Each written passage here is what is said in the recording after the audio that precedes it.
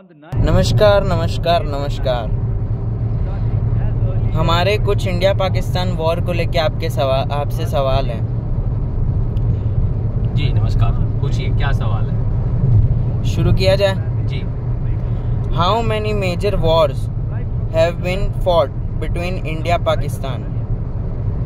देखिए, सबसे पहले मूलतः देखा जाए तो हमने 3 लड़ाइयाँ डायरेक्ट लड़ी हैं और 2 लड़ाइयाँ इनडायरेक्टली लड़ी हैं।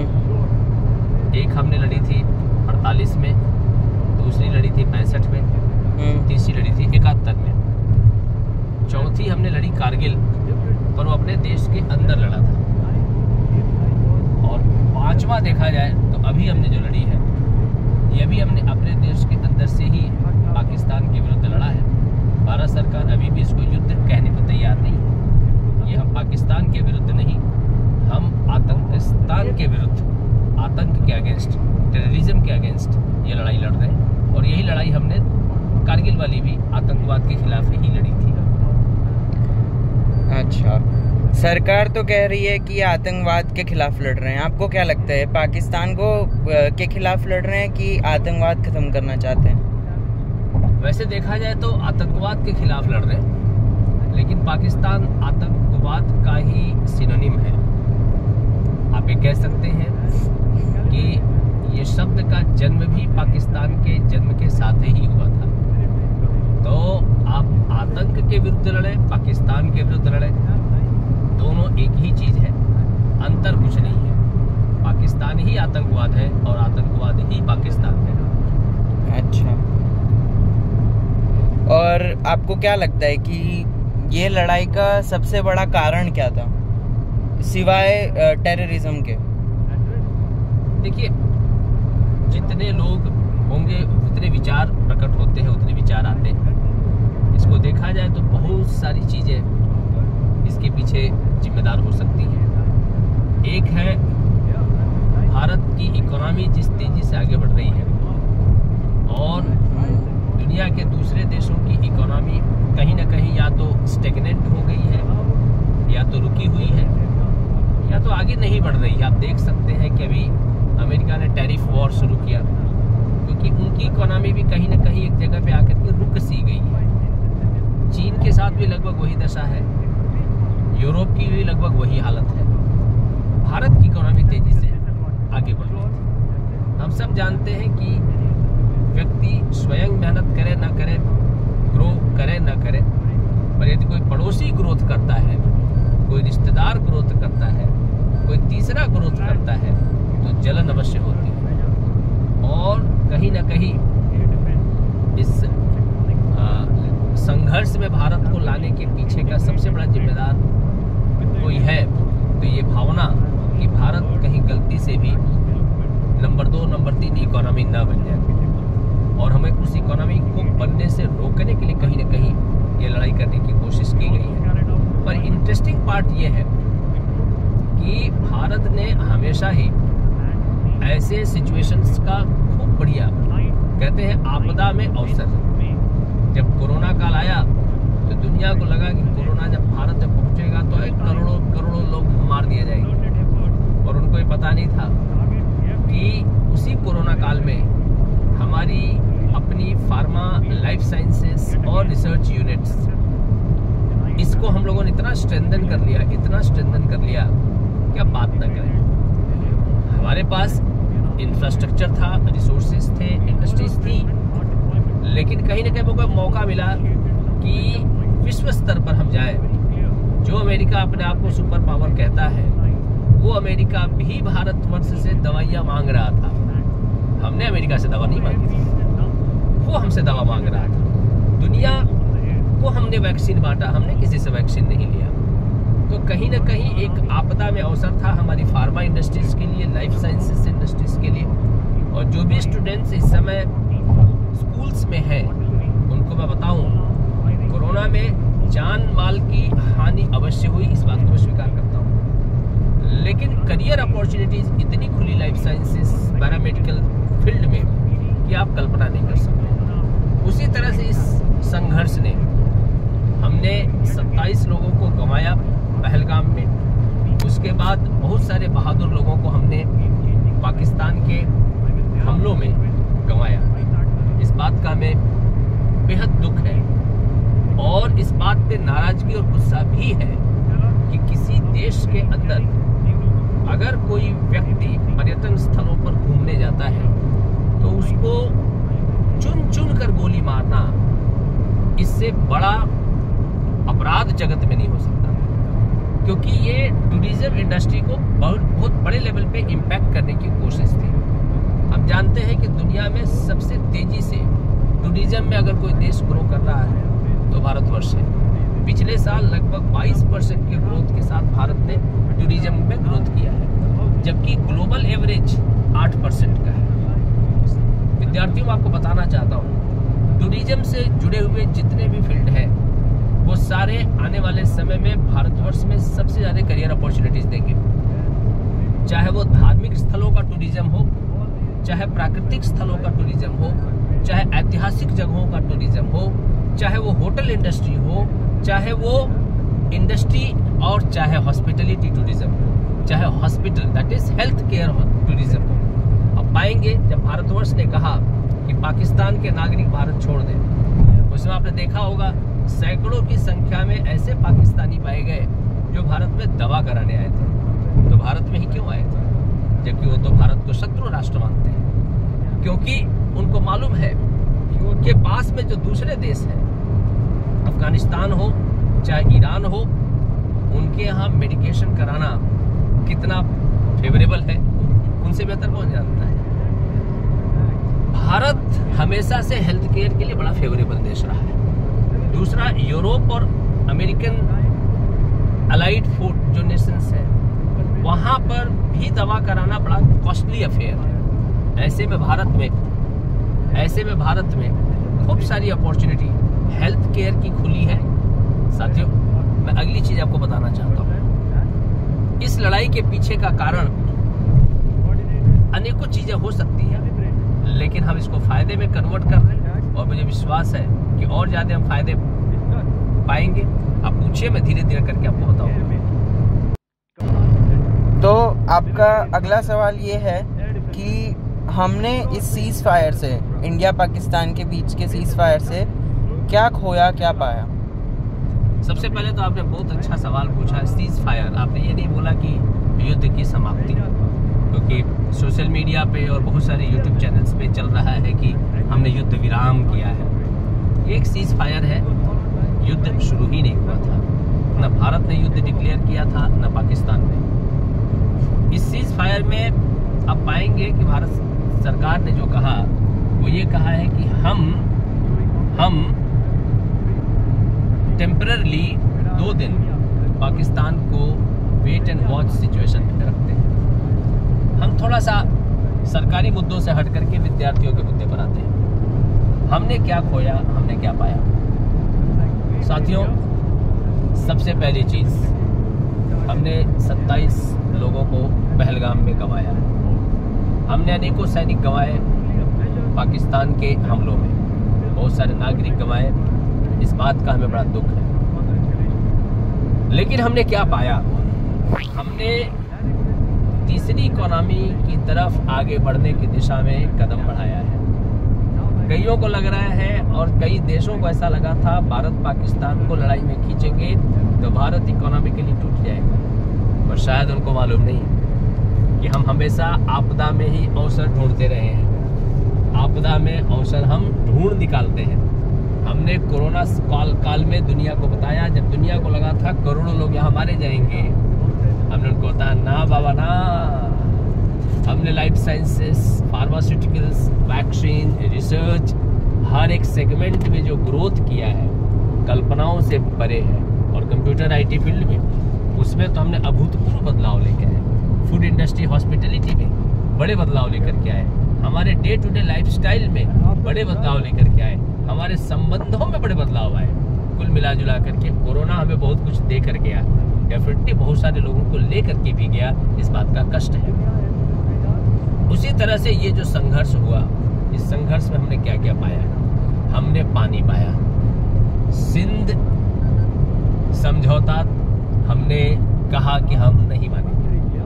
इसका अर्थ ये हुआ कि जम्मू कश्मीर, हिमाचल, हरियाणा, पंजाब, दिल्ली, ये जितने भी राज्य हैं, राजस्थान, उनको पानी के अब रास्ते खुल गए।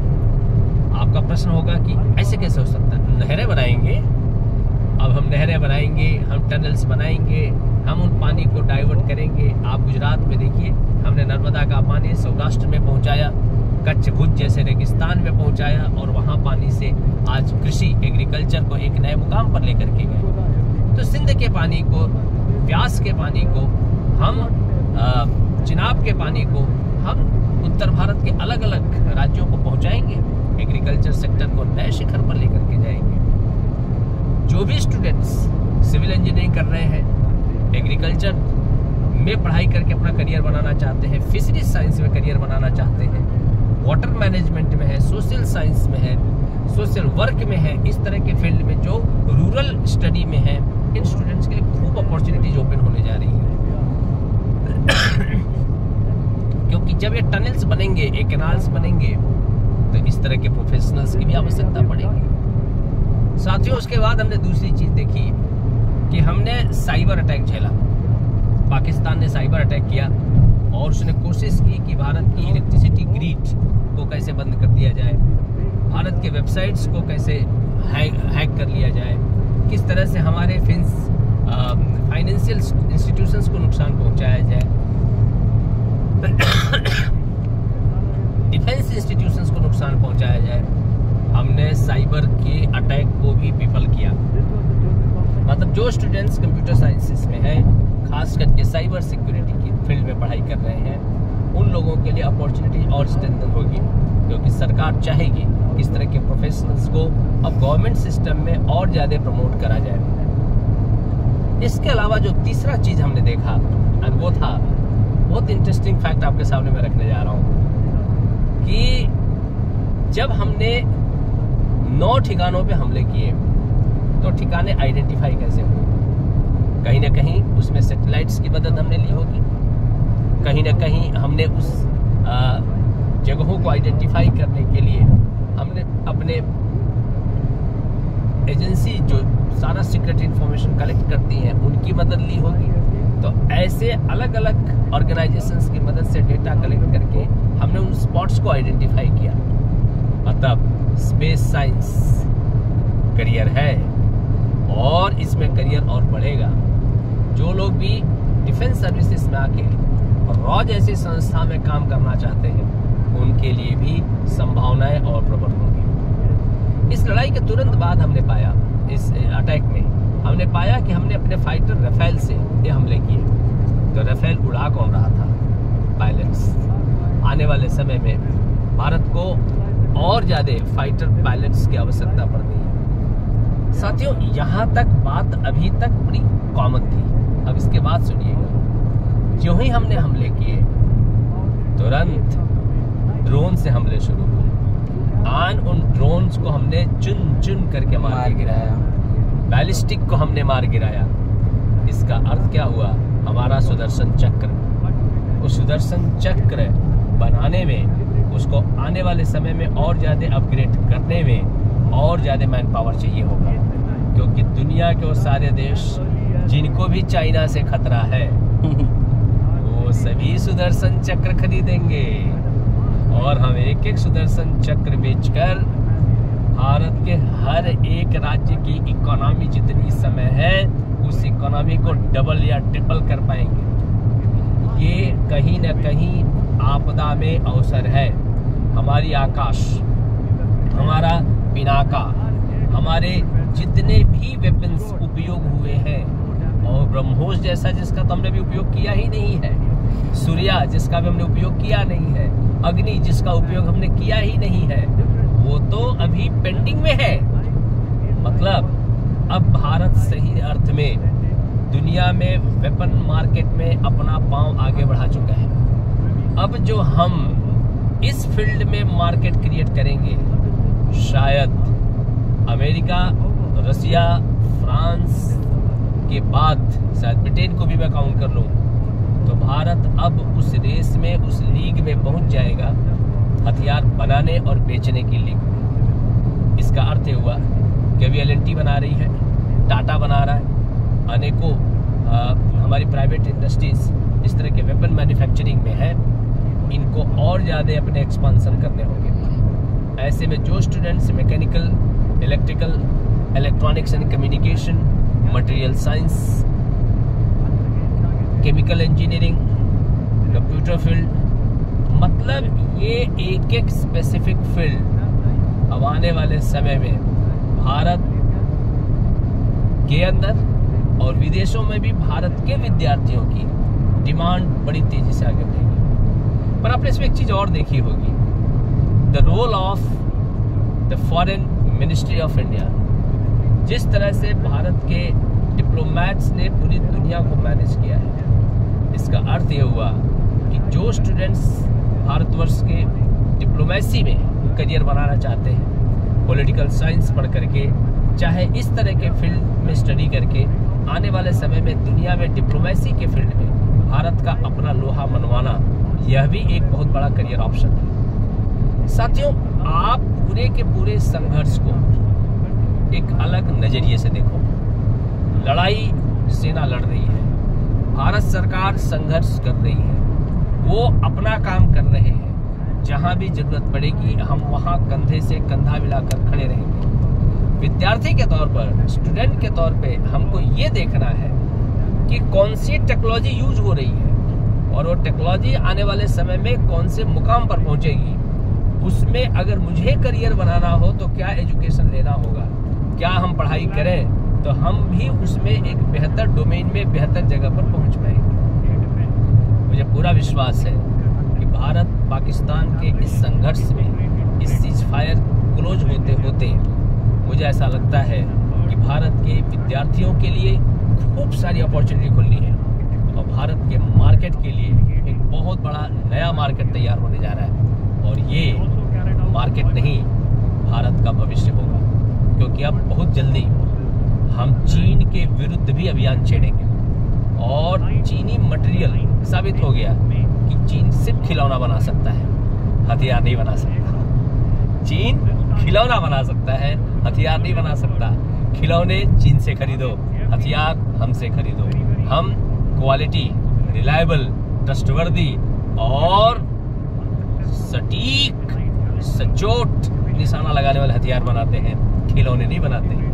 सो आने वाला समय भारत का है, भारत के वेपन इंडस्ट्री का है, भारत के स्टूडेंट्स के लिए है, भारत के एजुकेटेड स्किल्ड मैन पावर का है। आइए स्किल्ड बने, अपना भी लाइफ बनाएं और भारतवर्ष को आगे ले जाएं। भारत माता की जय। जैसे कि आपने देखा कि मोदी जी के स्ट्रॉन्ग और बहुत अच्छे लीडरशिप के अंडर हम लोग, हमारी इंडिया, हमारा भारत ग्रो कर रहा है और दूसरे देशों से अपने आप को डिफेंड कर रहा है। तो ऐसी लीडरशिप के लिए एक आदमी या औरत कैसे अपने अंदर क्या क्वालिटीज ला सकता है? बहुत अच्छा प्रश्न पूछा है जय आपने, क्योंकि हर एक कठिन समय में सीखने का मौका हर व्यक्ति को मिलता है। जो ही पहलगाम हमले का इंसिडेंस भारत सरकार को पता चलती है, उस समय भारत के प्रधानमंत्री विदेश में होते हैं। इमीडिएट 2 रिएक्शंस आप पाएंगे। होम मिनिस्टर तुरंत उस स्पॉट पे पहुंचते हैं जहां पे ये दुर्घटना घटी थी, जहां पे ये निर्दयतापूर्वक कार्य हुआ था। और भारत के प्रधानमंत्री अपना विदेश दौरा छोड़कर तुरंत भारत लौटते हैं।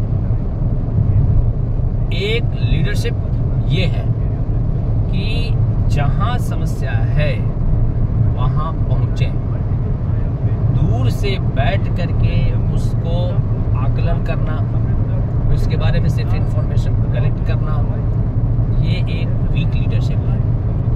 आप जब वहां पहुंचते हैं तो लोगों का मनोबल मजबूत होता है, दुश्मन का मनोबल कमजोर होता है। जो एक नैरेटिव सेट करने की कोशिश की जाती है, वो नैरेटिव कमजोर होते हैं। इसलिए मेरा ऐसा मानना है कि पहली चीज हम सीख सकते हैं कि जब भी कहीं पे कोई समस्या हो तो वहां से भागे नहीं, उस जगह को अवॉइड ना करें, वहां पहुंचे। हमारा प्रेजेंस एक नया पॉजिटिव रास्ता तैयार करेगा। जो दूसरी चीज आप देखिए कि कोई भी स्टेटमेंट में कहीं पर भी नाउन किसी व्यक्ति अथवा तो किसी देश का नाम नहीं लिया गया।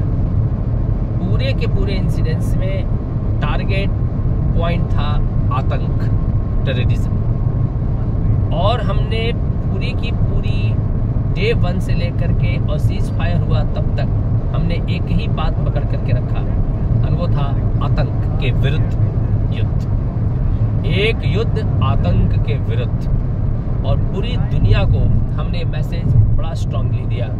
इसका आउटकम ये है कि दुनिया के अधिकतर मीडिया ने जो कल तक मिलिटेंट्स लिखती थी उन्होंने भी टेररिस्ट लिखना शुरू कर दिया है।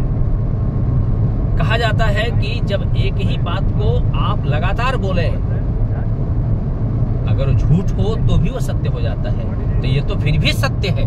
तो जब सत्य को आप बार बार बोलेंगे, डॉक्यूमेंट्स के साथ बोलेंगे, प्रूफ के साथ बोलेंगे, तो दुनिया स्वीकार करेगी। और हमने ये दुनिया को बताया कि ये आतंक था, मतलब पूरी ऑर्गेनाइजेशन एक ही एजेंडा पर थी।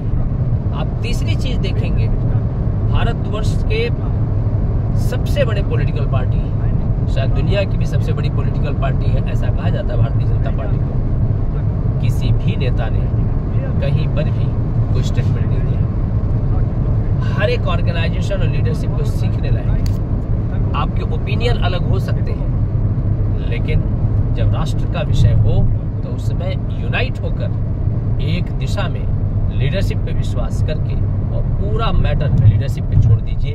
Late them decide.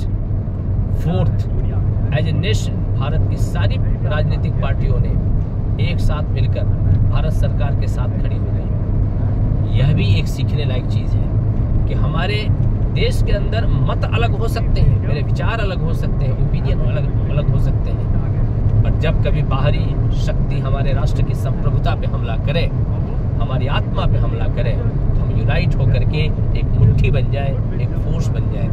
ये एक सीखने लायक चीज है। इस पूरी घटना में जो सबसे महत्वपूर्ण चीज सीखने लायक थी, जब ब्लैकआउट डिक्लेयर हुआ, पूरा देश कंधे से कंधा मिलाकर सबने अपने अपने घरों की लाइटें बंद कर दी।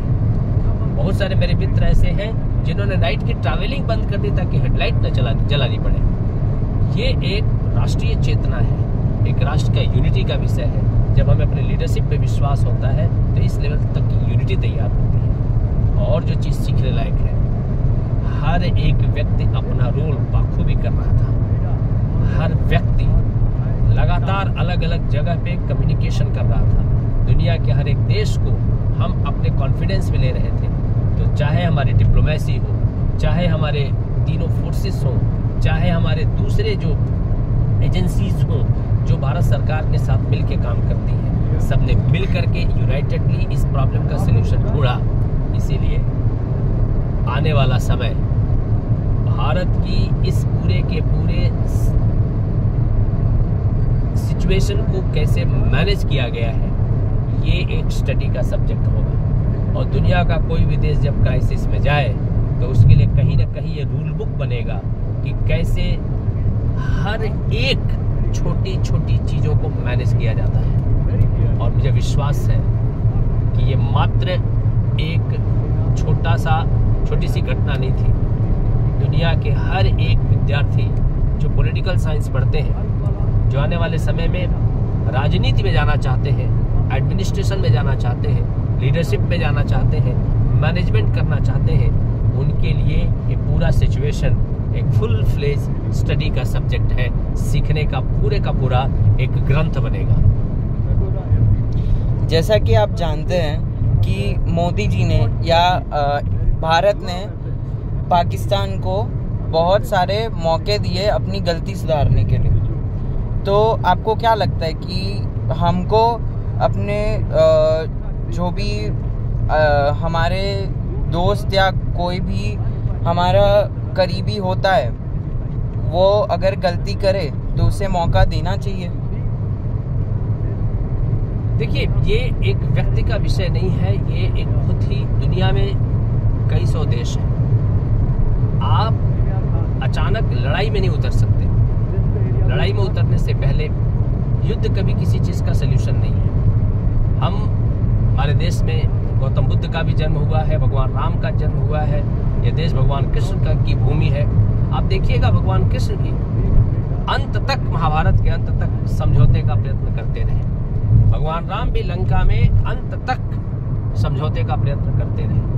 तो ये राष्ट्र हमेशा से लड़ाई के विरोध में नहीं है और लड़ाई के पक्ष में भी नहीं है। हम युद्ध से भागते नहीं हैं, लेकिन हम युद्ध के पक्ष में भी नहीं है। हम ऐसा मानते हैं कि यदि कोई व्यक्ति सुधर जाए तो उसे सुधरने का मौका मिलना चाहिए। लेकिन हमारे यहाँ भोजपुरी में एक वर्ड है थेथर, जिसको हिंदी में बेहया भी कहा जाता है। लेकिन जब पता चल जाए कि इसको समझाने से कोई फर्क नहीं पड़ता, तो हिंदी में कहावत है, लात के भूत बात से नहीं मानते हैं। तो कई बार लात मारना भी जरूरी होता है। और हमने मौके दिए, मौके देने के अनेकों कारण थे। कई बार ऐसा था कि हमारी फाइनेंशियल कंडीशन ऐसी थी, कई बार जियोपॉलिटिकल सिचुएशन हमारे ऐसे रहे होंगे, कई बार हमारी इकोनॉमिक कंडीशन ऐसी रही होगी, कई बार हमारी लीडरशिप इस तरह की रही होगी जो शायद युद्ध के पक्ष में ना रही हो या स्ट्रांग एक्शन के पक्ष में ना रही हो। लेकिन हम अब हर सवाल का जवाब उसी भाषा में देना चाहते हैं जिस भाषा में सवाल पूछा गया है।